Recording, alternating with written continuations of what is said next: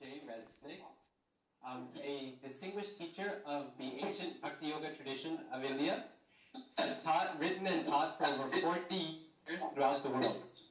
Most notably, he is the first Westerner in history to successfully translate and comment upon the canonical Bhagavata Purana from within the tradition. Dr. Resnick received his PhD in Sanskrit and Indian Studies from Harvard University, as a visiting scholar at UCLA, the Graduate Theological Union, and the University of Florida. Dr. Resnick, or Hridayananda Goswami, is specialized in teaching the history of philosophy and religion within South Asia. He has also published articles with such institutions as Harvard, Columbia, and the University of California. Having lectured at leading universities throughout the United States, Europe, India, and South America, Dr. Resnick is sought after as a speaker for colleges, universities, divinity schools, civic groups, and religious organizations of all kinds. Fluent in 7 languages, that's English, Spanish, Portuguese, Italian, French, German, and Sanskrit. Dr. Resnick recently completed translations of the first canto of the Bhagavata Purana. He is now working on a 3-part historical novel based on the great Indian epic, the Mahabharata, and has recently published a comprehensive guide to the Bhagavad Gita with literal translation. We are indeed very privileged to have Maharaj with us this morning and afternoon for him here in Houston. Please welcome him with a warm round of applause.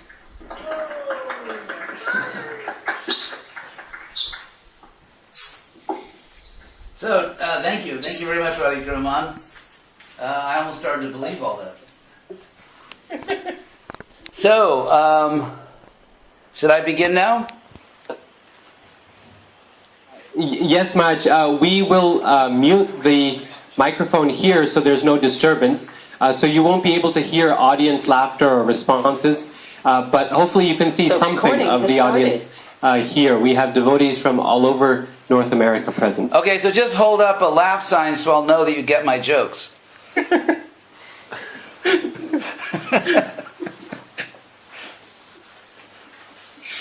So we'll begin?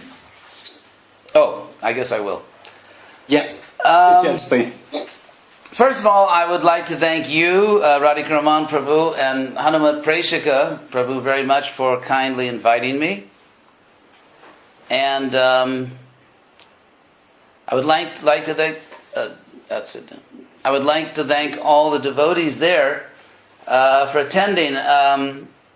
Krishna in the Bhagavad Gita and also in the Bhagavatam often glorifies the Brahmins. Especially there's one chapter in the 10th canto where Krishna saves the former King Nriga, who was cursed to become a lizard because he offended a Brahmin. And in that particular chapter of the Bhagavatam, Krishna extensively glorifies the Brahmins and explains how absolutely essential they are in human society. So the educators of ISKCON are true Brahmins. And I just wanted to express that, how much I appreciate the service that you're doing, how important your service is. And according to Krishna himself. So, I made a few notes. As I'm engaged right now in a sort of a particularly polemical period of my life, trying to argue in favor of certain things that I feel are absolutely essential for ISKCON, but I'll try to be nice here today. And I made a few notes. Basically, the things I want to talk about are the role of education in ISKCON, and of course we have to understand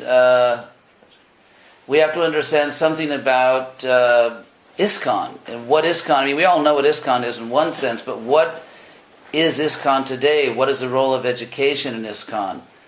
And what should be the role of education in ISKCON? And how do you get from point A to point B? How does education become what it must be, what it's supposed to be, what Prabhupada wanted it to be in ISKCON? So, I'll begin. Education, let's say understood as everything from K to PhD, education in ISKCON is, I think, dangerously underemphasized in ISKCON. I'm going to speak very straightforwardly because you're all adults. And I think ISKCON is dangerously undervalued in ISKCON. Not only in the sense that for every good school we probably have about 20 big temples or more.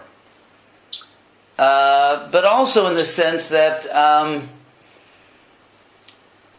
knowledge itself, the importance of being a rational human being, the importance of being a rational Vaishnava, the importance of taking seriously Prabhupada's statement that we must have religion and philosophy together. All those things, I think, are somewhat in danger in ISKCON. So, I will trace what I think the roots are. I know that Hridayananda Swami, who spoke Thursday, unlike me, is a very nice person. And, Hridayananda Swami, he's a perfect gentleman and very humble. I can't really claim that I'm humble, but he made a lot of these points. I'm going to make some similar points about the undervaluing of education in ISKCON. I want to try to find out what the roots are. Like, where does this really come from? Why is this going on? Why does ISKCON build 20 or 30 big temples with elaborate, opulent rituals and worship for every school it builds? Even though Prabhupada said that he came to the West to put a head on the society, he came to recreate a class of Brahmins. As we know, the functions of Brahmins are yajan, yajan, patan, patan. They worship, they teach others to worship, they study, and they teach others to study and to learn. And we know also that of those two functions, the more important one is patan, patan, which is studying and teaching others. And so why is it that you could say the necessary but nonetheless secondary aspect of Brahminical activity has almost completely overwhelmed the more important aspect of Brahminical activity in ISKCON? And there are various reasons. If we analyze this from a socio-historical perspective, what's going on, I think it can be traced in one sense, this is not the only sense, but I think this is an important one, to a mythological and I would say ultimately irrational and radical division of the world. Sort of a radical dualism in ISKCON, which contrasts sacred India with the vulgar and profane West. Whoops.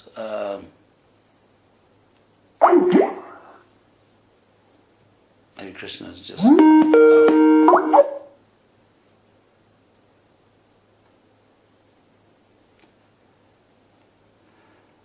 can you hear me again? I wonder what's going on. The internet. So, to all people in the conference there, sorry for the interruption and also on Ustream.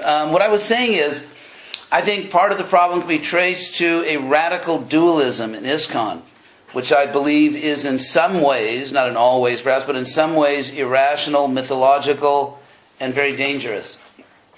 I can't see you, by the way. Is that intentional? Or...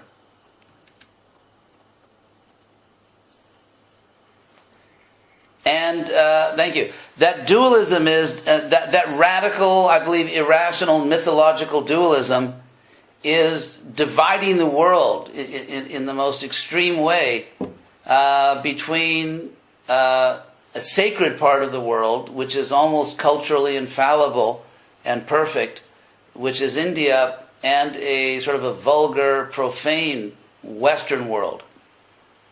And understanding the almost the mission of the Hare Krishna movement, not as trying to present Krishna and the science of Bhakti Yoga to a fallen world, but trying to culturally colonize the Western world. and other parts of the world, that there's this battle between Indian culture, not Krishna consciousness, Indian culture. That's why I say it's irrational, because it doesn't really exist. That somehow there's this culture war going on, which between Indian culture and Western culture. For example, one ISKCON guru, very well-known ISKCON guru, just posted an article saying that in Delhi, in Delhi, that a sweet shop closed, and this sweet shop had been open for 225 years, and the owner explained that the reason the sweet shop closed is because people were now buying Western sweets like chocolate and pastries rather than traditional Indian sweets. And so this famous guru then declared that ISKCON should take up as a type of sacred mission propagating, as he put it, Vedic sweets. So the idea that there is such a thing as Vedic sweets, and that they are basically non-different from Indian sweets, even Indian sweets that didn't exist 150 years ago or even 30 years ago. So this mythological idea that with all of the massive Muslim influence, Scythian, Central Asian influence, Western influence, that somehow Hindu-Muslim ethnicity in India is basically as close as you can ever get in this universe to the spiritual world. And therefore, ISKCON is engaged not merely in trying to get everyone to chant Hare Krishna and love Krishna and understand Prabhupada as Krishna's pure devotee, but actually we are trying to re-ethnicize the world. We are trying to culturally colonize the United States, England, Germany, France, Australia, etc., etc., etc. Culturally colonize and take over. And that's what so how does this relate to education? It relates to education for the simple reason that one of the hallmarks of Western civilization at its best is rationalism. Now, there's a very common habit among certain people in ISKCON of comparing the absolute most glorious cultural features of India with the most disgusting, vulgar degradations of the West, as opposed to, anyway, you understand the point. So, I mean, when I started a program called Krishna West, some people were offended that I would connect those two words, Krishna and West. Some people actually thought that putting those two words together was offensive. Another very famous ISKCON guru, just a little YouTube video, which I'm in the process of writing a refutation for, and he said that all Western clothes are vulgar and just all about sex. In other words, right now I'm wearing a collar shirt, and this shirt is simply sex. This is nothing but sex.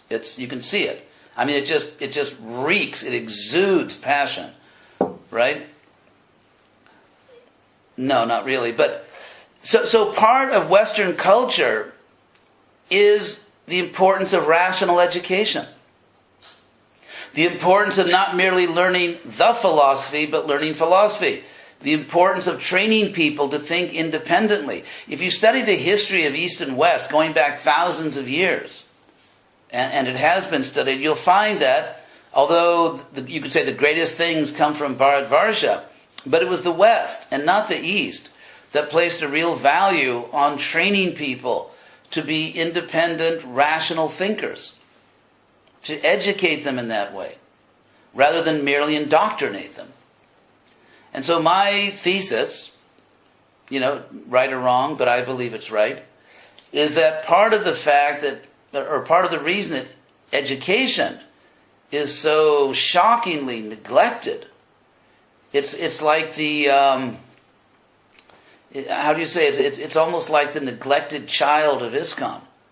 The reason that education is so underemphasized, undervalued, is precisely because it's all connected to this mythological view of Vedic culture, and there's not much role.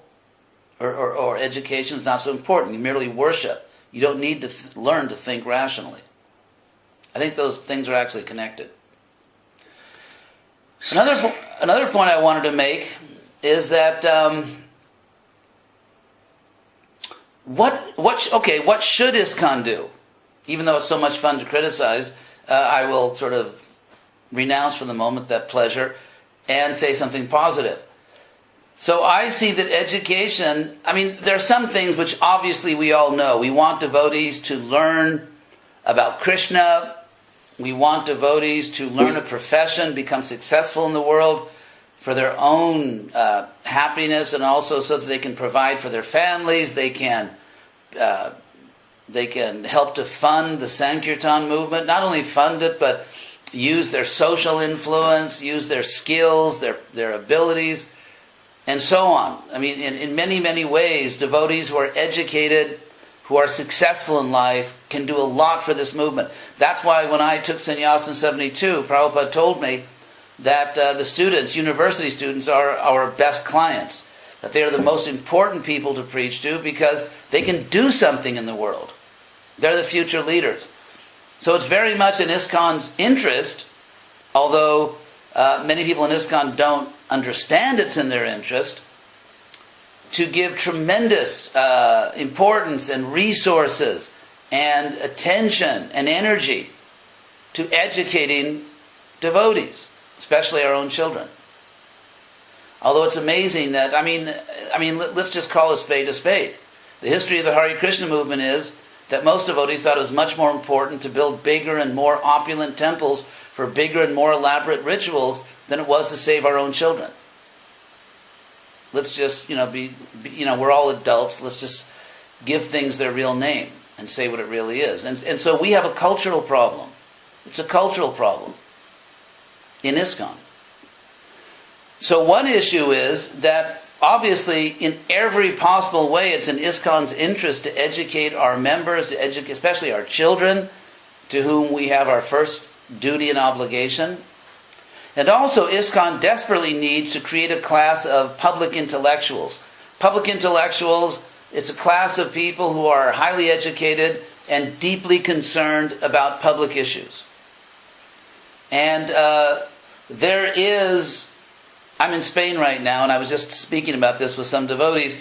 There is in the world today, there is in the Western world, and increasingly around the world, a conversation going on.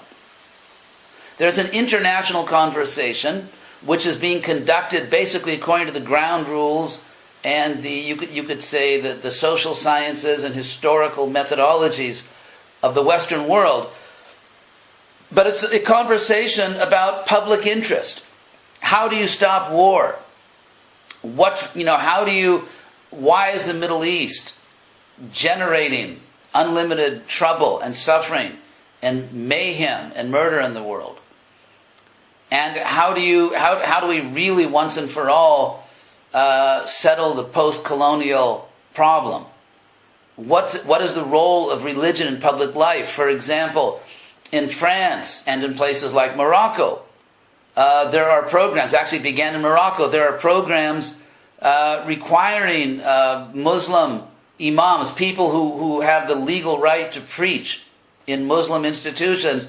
They are required, as like people in other institutions, rabbis and priests and so on, to take courses, to get a certain amount of education, and that education includes teaching about tolerance and respect for other religions and the values of the country you live in.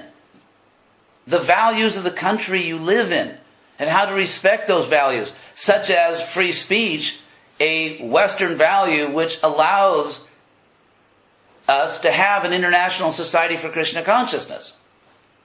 So although some older devotees, even sannyasis, think that they see nothing but sex in the Western world, actually there are also human rights which make possible ISKCON. And so that conversation, which started in Morocco, the King of Morocco, and then it's now in France, and so that type of conversation, what is the role of religion? What is the role of spiritual leaders in the public life of a country? To what extent should spiritual leaders simply teach their doctrine? To what extent do they have an obligation to honor and respect the public values of the country they live in? To what extent do we do that? So these are conversations going on. And we should be participating in those conversations. Now, interfaith conferences are wonderful, and I participate in them, and and it's a great service. But the people that participate in interfaith conferences, to some extent, talk to each other. And although there are ripple effects, to a great extent they talk to each other. Whereas there are other public conversations going on where you're really talking to the world. You're really talking to the world.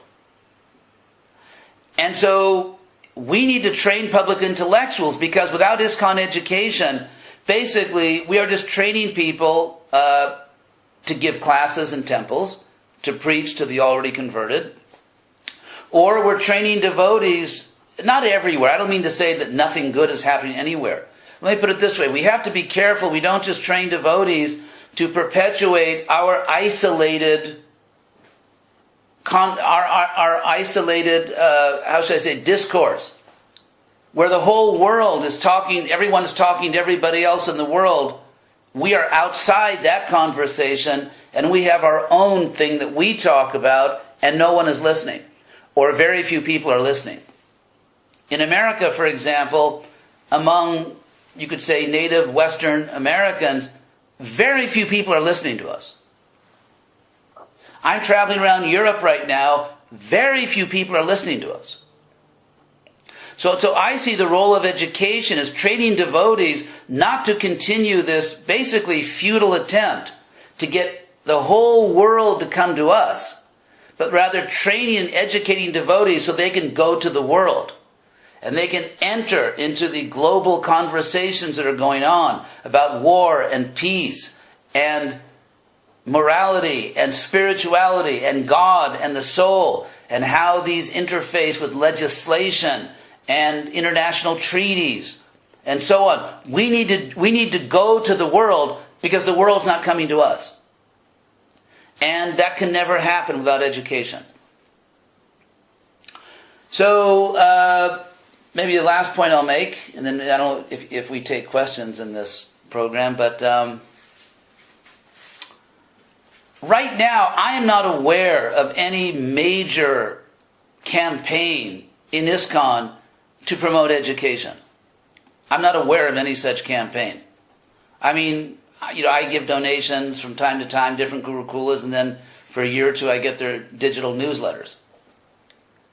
But the point is, there is a major cultural flaw in the International Society for Krishna Consciousness, and I hope, ISKCON is not going to be like the textbook example of the Sikh corporation. I hope it won't be that, where if there's a problem and someone points it out, the person that points it out is the problem. The problem's not the problem. The person that points it out is the problem. And so the simple fact is that the Brahmins, the educators are the Brahmins are the educators. I see that there's a desperate need for the Ministry of Education and all the educators to educate ISKCON. It's really not just about educating the kids, although that's extremely important, and there's no service in the world that's more important than educating our own children or educating, older devotees. It's probably the most important service in the world. But apart from that, we have to educate ISKCON, because ISKCON at this point doesn't get it. ISKCON as a society doesn't get it. That's why there's one North American GBC at your meeting right now. I think that kind of says it all. Prabhupada said that he came to America, he came to the West, to establish a Brahminical class, to reconstitute a Brahminical class, because modern society is a headless body. Well, as much as modern society is a headless body, ISKCON is a disembodied head. And the point is that I hate to put it in these terms. But I'm just going to say it. And the worst that can happen is that I'll get less donations this year. Raise your hand if you think that was funny. Okay, so Laughter. I mean, unless there is a major international campaign to explain to devotees that educating, enlightening devotees, training devotees to persuade the world to accept Krishna in an intelligent, relevant way is just as important as building another 500 temples where we display opulence and perform elaborate rituals. Unless we somehow convince ISKCON of that, they won't get it. Because the simple fact is that if you look at, and I'll be very blunt here, and I'm sure, some people will be appalled that I've reached, new levels of lowness or something in my public discourse. But the point is that the social body is like a pyramid, and the fewest number of people are the Brahmins, and then you get Kshatriyas, then you get Vaishyas and Shudras. And ISKCON, to a great extent, is a Vaishya and Shudra movement at the present time. Because for all the talk about we're saving the world, theoretically, and for all the talk, we're supposed to, but we're not exactly doing it, at least most of the world, we're not really saving right now. And so despite all the talk, education is not on top of ISKCON. Education, teaching, is not the most important program in ISKCON. And it's just not. It's just not. If you go to the Ministry of Education website and look up all the Gurukulas in the world, frankly, it is, make sure you have a little bottle of antidepressants next to you. Because it is actually shocking, outrageous, and almost literally unbelievable. It's almost unbelievable how little value is given in the so-called new Brahminical society to teaching. And so I think what I would suggest to you is that we desperately need a major international campaign, just like some people are traveling around with Lord Nityananda's his slippers or sandals, which which are used in ritual worship. There has to be an international campaign. If you, the Brahmins, don't convince ISKCON that it really needs to put the Brahminical class at the head of society, if we don't persuade them, who's going to persuade them? Who's going to teach them if the teachers don't teach them that? So I think that I would humbly request the Ministry of Education to figure out how to persuade ISKCON that Chaturvarnyam is actually important. And that education is not just sort of a little extra thing to make sure your kid doesn't become a drug addict or a Christian. That actually education is really the most important aspect of a spiritual movement. And there's a political reality of ISKCON. We may dream that we are governed by completely rational people that just, fairly come to decisions based on the evidence and what's right. But in the real world, the squeaky wheel gets the oil. And so I think in the real world, there needs to be a major, major campaign to save ISKCON. Because all of this, ISKCON, it's just like Lord Chaitanya gave the example of a garden. You plant the devotional creeper, but then the weeds grow. And you have to periodically weed the garden. So gardens, fill up with weeds, not only individually, but also collectively. ISKCON as a society is also a type of devotional garden, and there are quite a few weeds in it right now. In the form of superstition, in the form of mythology. By that I don't mean Krishna's God, we're not the body, we're soul. None of that. Our basic Siddhanta is not what I'm talking about. I'm talking about a very frightening lack of for those on Ustream, another problem here. Oops. Is that all right? Hope I'm not... Sorry, for those of you who are watching on Ustream, we will be right back on the air as soon as we get back in touch with the devotees there in the conference.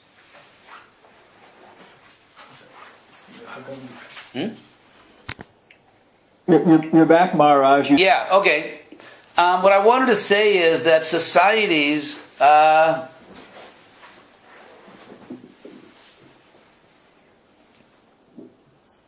societies, not only individuals, can become filled with weeds. And weeds of superstition. There's a shocking type of ahistoricity among many sectors of ISKCON where people ignore real Vaishnava history and just make all kinds of claims about what is eternal and not, ignoring history, ignoring where things come from. And so there's just education is so important. So that's my appeal to you. Someone has to organize a major international campaign to make clear to ISKCON that education has to be at the center of our movement, because it absolutely is not at the present time. So, thank you very much. Hope I didn't depress anyone. But if you have any questions, do we do questions at this conference? Thank you very much, Matt, for that wonderful presentation.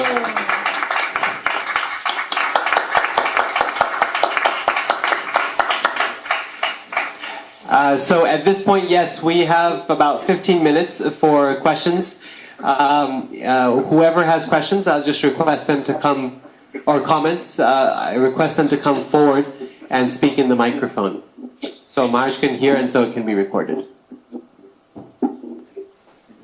Maharaj, thank you very much. I have one question. If any, some of our actually, we have the Minister of Education here. Yes. We have the Executive Secretary for the Ministry of Education, and I was wondering if maybe they can make a few comments about your ideas like that.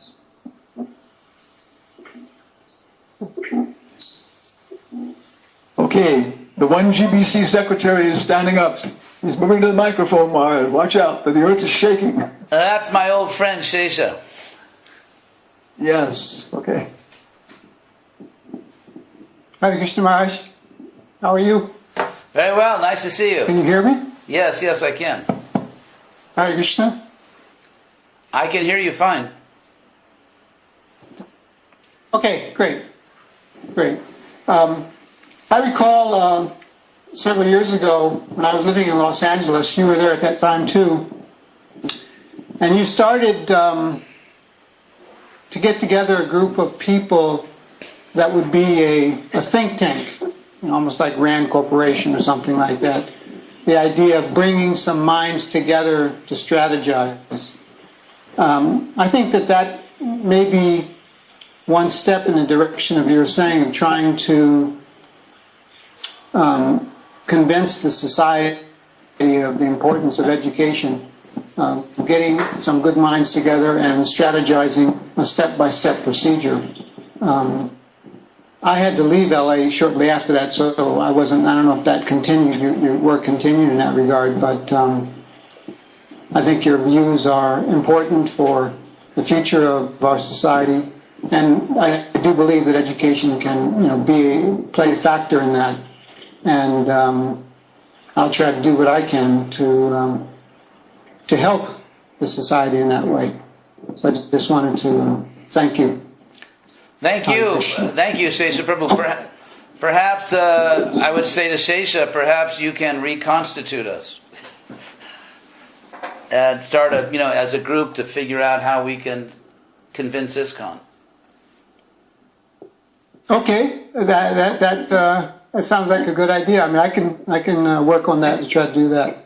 Yeah, when you're back in America, maybe I can come and visit you, and we can talk about it and get a few heads together and see what we can do in that regard. Thank you. Thank you.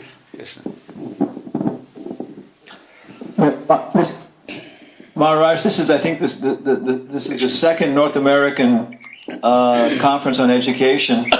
and it was 17 years before this, there had been nothing. Yeah. So actually something really does seem to be happening with the dynamic. But I have one question. It's almost the same thing. Is that okay? We're all kind of behind your idea of spreading education within ISKCON and so forth and so on. Then what do you have some ideas about how then to do that? I mean, we should start a letter writing campaign, or what should we do? I think we should.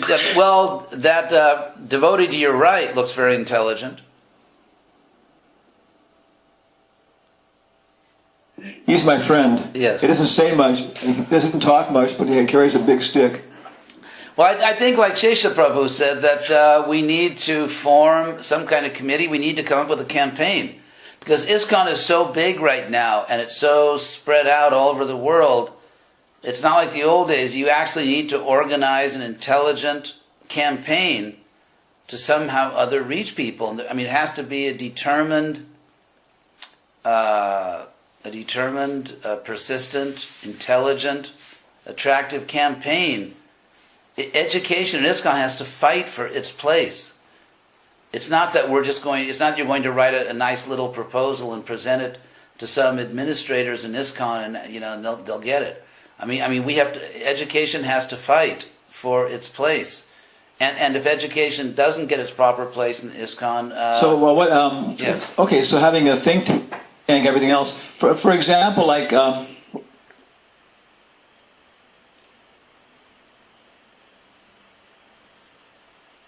yes. What are you doing yourself? I know, for example, you're publishing some books and some literature like that. One question: what is the place of writing fictional stories which illustrate our points? Writing novels and things like that. Well. With all due respect, I mean to everyone that I may offend, when Prabhupada said cultural conquest, I don't think it simply means bringing culture from another part of the world. I think it means also we have to create culture. We have to create great music, great literature. And it's just like, for example, if you open a restaurant in America, people have to like the food. You can't just... Yeah, coming and going on the connection. Okay. We have to create culture. We need great writers. We need great musical composers. We need people who are advanced in culture. So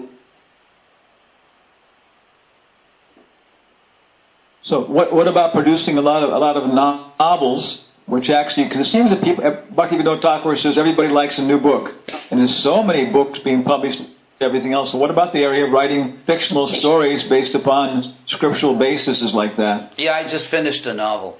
So, but again, it's part of a wider thing. We need culture. What?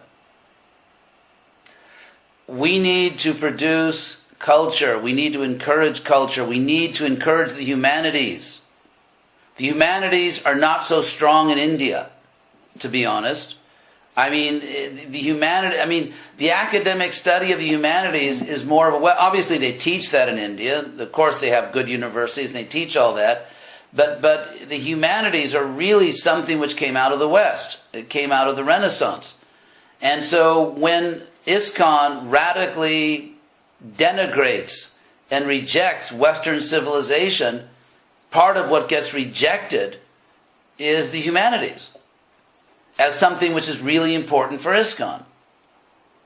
And so I think there needs to be a flourishing, a flowering of the humanities in ISKCON, where we have great writers, we have great musical composers. That's art, dance, music, poetry, literature, philosophy. Yes. We need We lost our connection. Can you hear me now? Anyway, sorry for those on Ustream. You're having to. Is anybody else? Yes.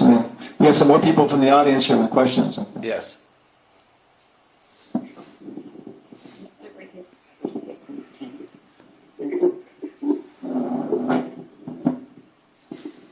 Good morning, Maharaj. Good morning. What's your name? Pramohini. Oh, Pramohini. Is the right name. Pramohini from Houston. Hare Oh, Hare Krishna. Yes, Haribol Maharaj. I don't know if you can you hear me? Yes. Okay. Yes. Hare Krishna. Congratulations on your book, and thank you for releasing it, the commentary on the Bhagavad Gita. I just want to say that first. Maharaj, what I heard you say when you were speaking was that the world is having one conversation, and the devotees, sort of as a closed group, is having another conversation. So my question, if that's correct, my question is, how do you see developing an educated class of devotees will make a difference in the future? How will that look? Can you give us some tangible examples of what difference you foresee that making? Okay. For example, if you're going to go preach in Germany, you have to speak Germany. If you're going to speak, preach in France, you have to know French. So that in that global conversation among public intellectuals, there is a cultural language. There are terms, there are issues, there are, what is considered reasonable, what is not considered reasonable. It's a question of understanding the proper way to bring in your sacred spiritual beliefs. You can bring them in. It's absolutely okay to bring in your spiritual beliefs, but there's a proper way to do it. And so we need to train devotees to speak the language of the global conversation going on among public intellectuals, rather than just training devotees to carry on our private conversation disconnected from the world that nobody's listening to, at least out in the West. And so that's what education means. We need to train a powerful class of public intellectuals. For example, in America, there are Christian groups who had a long-term strategy because they are active in legislation, they're active in political affairs, they're active in public issues. And so they began emphasizing that very bright young Christian students focus on debating clubs. And the result is that in the last many years, debating clubs from Christian schools, small Christian schools, are defeating Harvard and Yale and Berkeley and so on, and winning national debate contests. Because they understand the value of that. And of course, we're just teaching people to play the harmonium, which is a really nice instrument. I personally like to play the harmonium, but it's not going to, necessarily by itself change the world. So again, I think part of this radical, mythological, irrational repudiation of the Western world. The Western world is darkness, everything in India is light. Part of that is the rejection of the humanities, a rejection of the arts, of Western arts, and devotees who are simply unable to talk to anyone that's not an inside of a yoga studio.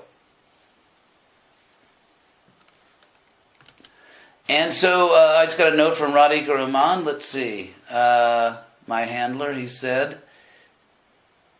Let's see, what did he say? Call drop. We lost you. Please turn off your video. Okay. Bye-bye, cruel world. Okay, so if you can hear me now, that's why, I'm not plugging Krishna West, believe me, but that's why I chose that little symbol on our logo, which is sort of a Greek or Neo-Greek, like typical little building with the, the triangle on top and the pillars, because it is this, I was looking for a positive Western symbol.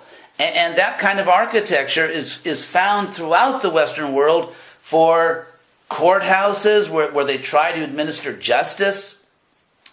Oops. Sorry, Ustream fans.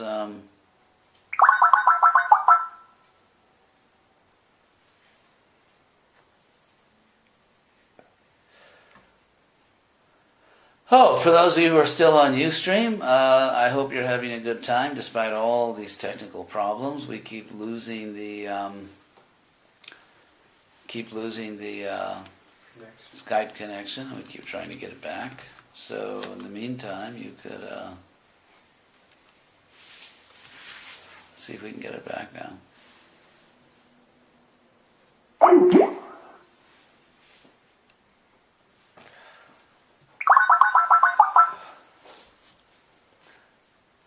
Anyway, the point for Ustream, the point I was making is that the little Krishna West logo is often used in courthouses and libraries and universities. In other words, it's really a symbol of justice, of reason, of knowledge, and so on. And so it's an attempt to try to find the best of the West instead of always focusing on the worst in our classes and our preaching, always trying to show how the West is absolutely horrible and disgusting and everything in India is wonderful. Okay, maybe back on Skype now.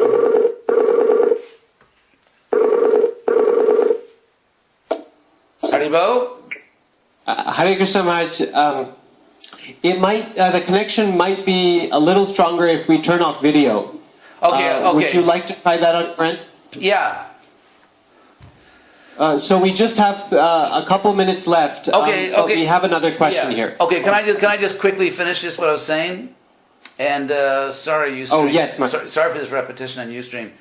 That I see one of the principles that guide me is that you cannot simultaneously denigrate, insult, and despise a society and also attract it.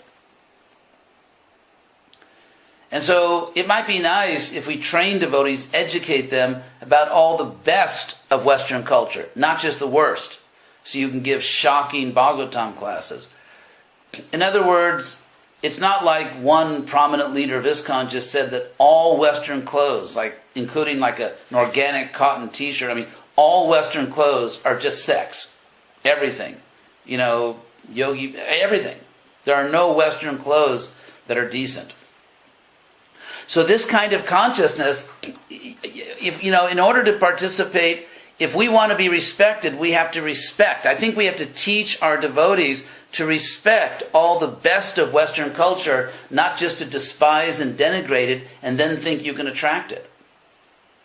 So if we want to take part in the global conversation or the conversation in the Western world, we have to respect what is respectable, and of course doesn't mean we respect animal slaughter or sexual promiscuity. But there are many good people. I was with Prabhupada personally. When one devotee was telling Prabhupada how bad the Americans were, and Prabhupada stopped him and said, no, they're good people. They're just ignorant. You have to enlighten them.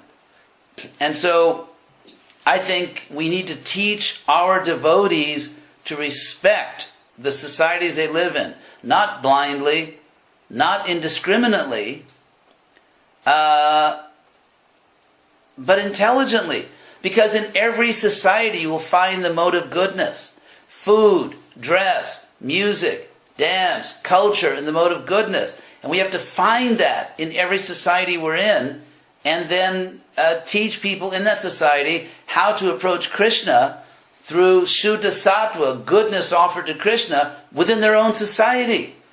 We are not going to culturally colonize America. That is like clinically delusional. To think we're going to culturally colonize the United States or Spain or Germany. It's like seriously delusional. But what we can do is show them how they can learn to love Krishna by following Prabhupada within their culture. By taking the sattva guna elements of their culture and offering them to Krishna. So I think that's what education is about. We need to train devotees to be respectful, like Boy Scouts. That's one of the qualities of Boy Scouts. Respectful. To respect, sincerely respect the society they're in, the good parts of it. To be grateful for all the good things in their society. To admire what is admirable. They're having a renaissance of preaching now in Israel. I mean, I'm not taking the credit, but I kept talking to them. You cannot live in this country and just denigrate people or think that I'm not Israeli. In the Bhagavad Gita, Krishna called Arjuna Bharata. That's a nationality. Bharata is a nationality. Yadava is a nationality. Prabhupada said we should be famous as American Vaishnavas or, Spanish Vaishnavas, German Vaishnavas. But yes, in the highest sense, we're not this body. But if we're going to effectively work in the human society, we have to, if we don't respect, we will not be respected. If we denigrate, we will be denigrated. And so I think it's very important to train people, educate devotees, to go to the world because the world is not coming to us. To go to the world in Krishna consciousness with respect, as ladies and gentlemen, and persuade the world to accept Prabhupada and Krishna. That's to me, what education is about. Hare Krishna. Hare Krishna, Hridayananda Maharaj? Yes. Yes, this is Gopi Gita from Dallas. Hare Krishna. Hey Gopi Gita, how are you? I'm doing very good. I wanted to thank you again for your donation that you give to us and you've given to us and your great support for all the devotees who are here. We are one of the schools that he has supported, and he gets our digital newsletter every year. And so in addition to his support, he pushed us and instructed us to also reach out for the community support, because that's kind of like a gift that keeps giving. And so I just wanted to take this moment to really thank you for that. And to update you a little bit on what we are doing in Dallas. You spoke about the need for a world conversation, and in our, can you hear me, Maharaj? Yes, I can. Yes. Okay, you spoke about the need for world conversation, and in that, in our school, in addition to aligning the objectives with Krishna consciousness and like the Krishna conscious philosophy, we also try in our own humble way to push the children to see world events that are occurring at the same time and to actually actively participate. For example, we had an oceanography project where one of the seven-year-old students was so moved by the difficulty in the ocean, like the pollution, that he wrote a speech and posted it up, a speech against world pollution, ocean pollution. And then also, when the earthquake happened in Nepal, the children fundraised for it. Little things like this, we're trying to teach them to synergize, and this is their way of preaching, that they'll be successful in their careers going forward, but also to network with not just devotees, but people of their communities and the entire country. And so I just wanted to let you know that we are attempting to do that, and hearing your words reinforces to us how important it is. So thank you for that. Thank you, Gopi Gita. Can I just add one thing? It was really great hearing from you again, and makes me want to give more to your school. But I would say, I think you're doing a great job, and the school in Dallas is doing a great job, and you deserve a lot of credit and admiration. I would say that you probably already do this, so I'm not saying you're not doing this, but it would be good to teach the devotees when they have issues like, for example, issues like ocean pollution. It'd be nice to train them to really admire a culture, in this case, America, or so many other countries, not just America, the fact that there are so many good people that are doing this, and that we care about the ocean, and it's great devotees get involved, but we also sincerely respect and admire those people who have created projects like this. And that it shows that, as Krishna says in the Gita, there are people in the mode of goodness. And that these people, if they could just understand that Krishna is really the source of the ocean. But that's good. You're doing a great job, and we'll talk.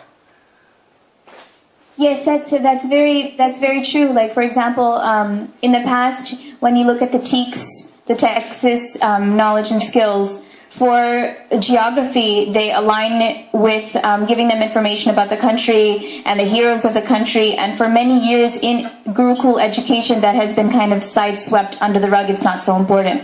But for the past few years, we have been identifying that as a priority in our schools to also teach them about the world that we live in. Now, I had a question for you.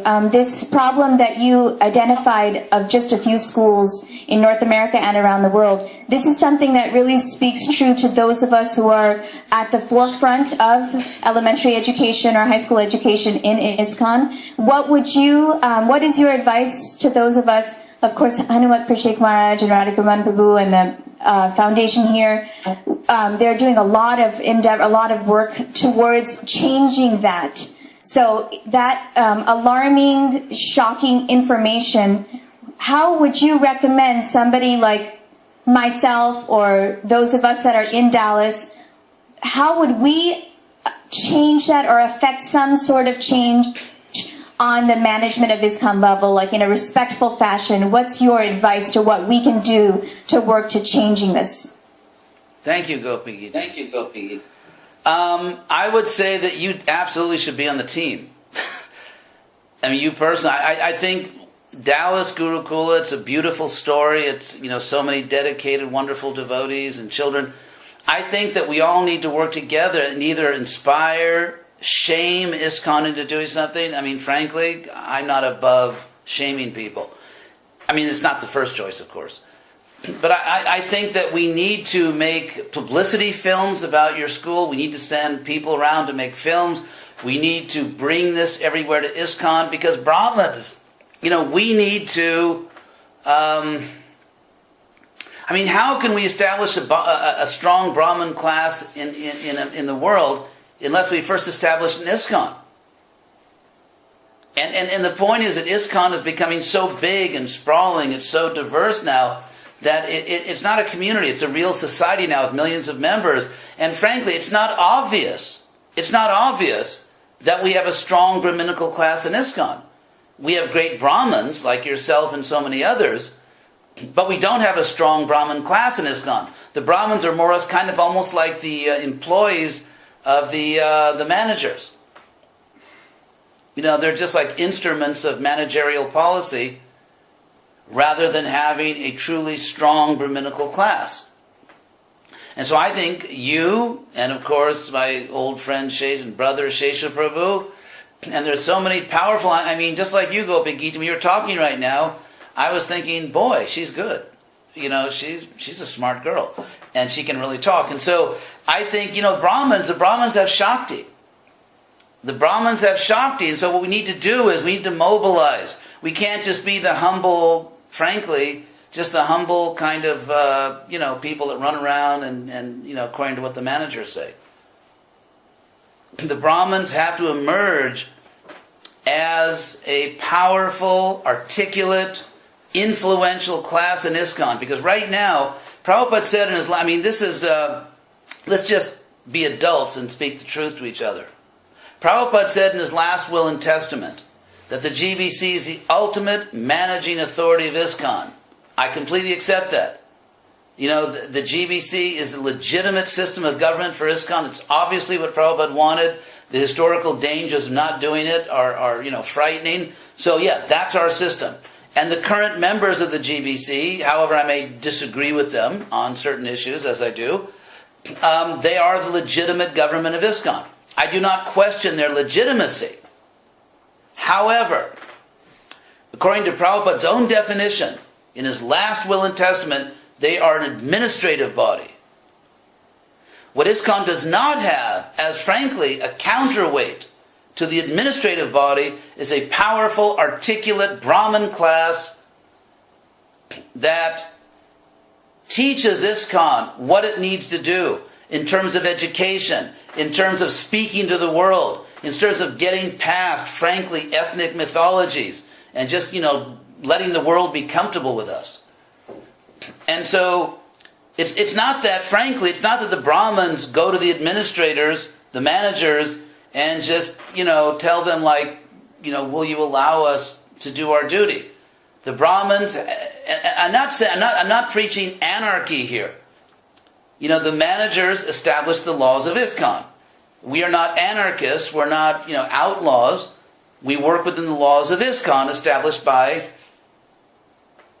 the administration that Prabhupada established. However, the Brahmins need to have their own voice. The Brahmins need to speak directly to ISKCON. directly to ISKCON and tell ISKCON what it needs to do. And frankly, the way ISKCON works in the real world, and I've seen it because I was on the GBC for many decades, is that often when there is a public demand for something in ISKCON, and that public demand is reasonable and within Prabhupada's teachings, then the GBC has to honor that demand. If it's reasonable and within the principles of Prabhupada's teachings. And so, no, I don't believe it's just about going to the GBC. I believe it's about taking our case to the ISKCON public, to the Vaishnava public, convincing them, using the natural power that the Brahmins have, speaking reasonably, making the argument, persuading the devotees, and because the managers, and this is what I firmly believe, as a lifelong student of history, as a quote-unquote, this sounds like stupidly pretentious, but professionally trained historian, will the administrators just do everything? No, they won't. There has to be a powerful Brahmin class in ISKCON that makes the case, inspires the devotees, persuades the devotees, motivates them. 90% or more, probably 95% or more, of all the members of ISKCON do not live in temples, have their private lives, their families, their jobs, their houses, and their power to give to what they believe in. So it's not just like it used to be. I mean, what's that? Sorry, Maharaj, I didn't mean to interrupt. This is Radhikaran. But now that I have interrupted, my apologies. Braja Bihari Prabhu is waiting online to Braja Bihari. For next speech. If it's okay, we can call it to a close here. The devotees, we would all, of course, love to continue in your association, but unfortunately time presses us on. So thank you. Let us all thank Hridayananda Maharaj once more for his presentation. Hey, so just one last question. Thank you for that fiery talk. Yeah, one last. Yeah, that's what I do. Fiery talks. Hey, Gopi Gita, did you get it? She says yes, she got it. Okay. Well, anyway, my sincere thanks to you. All glories to the Vaishnava Brahmins and educators. And I hope that soon Shesha and I and Gopi Gita and everybody else can start to do something to fix this. Hari Bol. Thank you so much. Hare Krishna, Hari Bol. Thank you, Maharaj.